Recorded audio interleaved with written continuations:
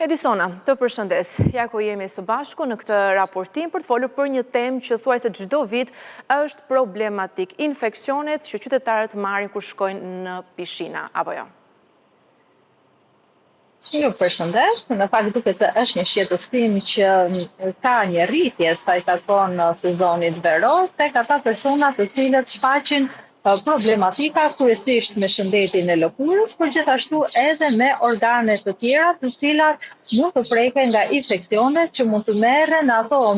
ambiente të cilat nuk plotësojnë kushtet e duhura higjieno-sanitare për të ofruar shërbime të ndryshme, ndër të cilat edhe pishinat. Sipas mjekëve infeksionistë të Spitalit Rajonal të Elbasanit, të gjitha ata persona që janë simpatizantë dhe frekuentues të rregullt të pishinave duhet të jenë shumë të vëmendshëm që fillimisht të shohin kushtet higjieno-sanitare të cilat ofrohen nga subjektet që operojnë në këtë fushë dhe më pas të vendosurin për frekuentimin e tyre. Pasi mjekët thonë që duhet të tregohet një vëmendje, sidomos sa i takon pastërtisë që ka ambienti ku ata do të qëndrojnë për disa orë dhe kontakti me ujin mund të kthehet në një burim infeksioni në rast se ambientet nuk kanë plotësuar kushtet higjieno-sanitare. Dhe kjo në fakt nuk vlen vetëm për ambientet e pishinave, por gjithashtu edhe për pikat natyrore ta quajmë kështu, të cilat shpeshherë të paktën në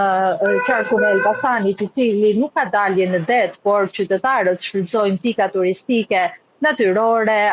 për të freskuar gjatë ditëve të nxehta të verës. Gjithashtu duhet një vëmendje akoma më e shtuar. Ka qytetarë të cilët nuk janë shumë vigjilent ose ka ambiente të cilat nuk e kanë shumë të dukshme ndotjen, pra janë të kamufluar, prezantojnë si ambiente shumë të bukura, relaksuese, por që rezultojnë që nuk janë ashtu në vetvete. Kështu që dua të them nuk bie komplet faj tek qytetarët që e frekuentojnë, besoj se duhet jenë edhe instanca që duhet të ushtrojnë kontrollet vazhdueshme, apo jo?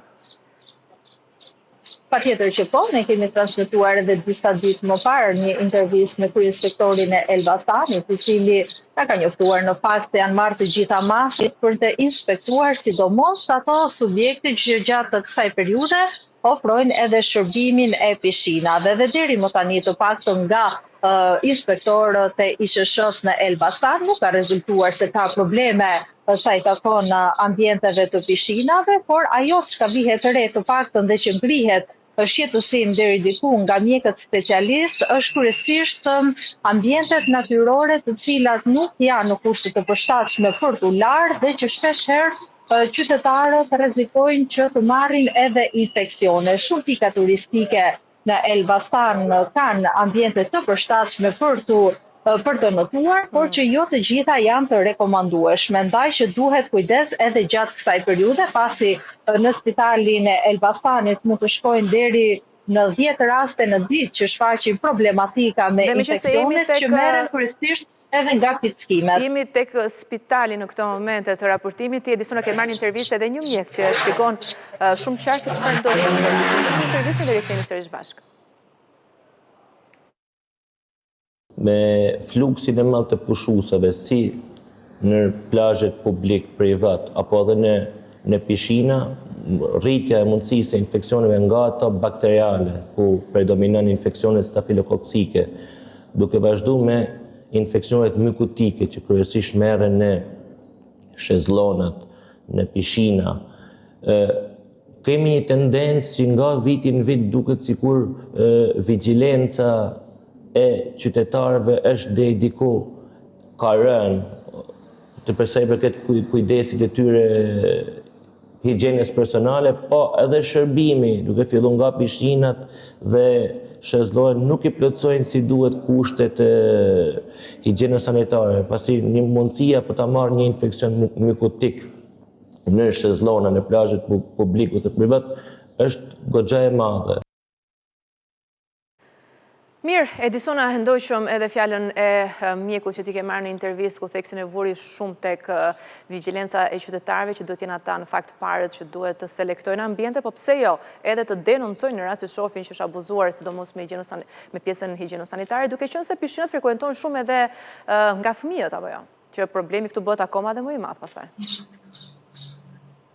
Patjetër, duke qenë se tashmë është mbyllur edhe viti shkollor dhe fëmijët janë kategoria e cila ndoshta gëzon më së tepërmi kur frekuenton pishinat, padyshim që prindërit duhet të jenë vigjilentë dhe të zgjedhin ambiente të përshtatshme. Siç e thash më pak më sipër, në fakt duket se në qarkun e Elbasanit nuk ka subjekte të cilat të jenë penalizuar, të paktën në këto inspektime të para të cilat janë bërë nga task forca e ISHSH-së Elbasanit, por që padyshim që do jenë në fokus të kontrolleve edhe për gjatë të paktën 2 muajve në vijim, ku pritet që edhe numri i frekuentuesve në pishina apo ambiente të tjera të jetë më i lartë. Ndaj duhet të tregohesh shumë të kujdesshëm, jo vetëm me kushtet higjienës sanitare, por gjithashtu edhe në rastet kur zhvillojnë piknike në natyrë apo konsumojnë ujë në natyrë, qytetarët duhet të jenë shumë të vëmendshëm edhe nga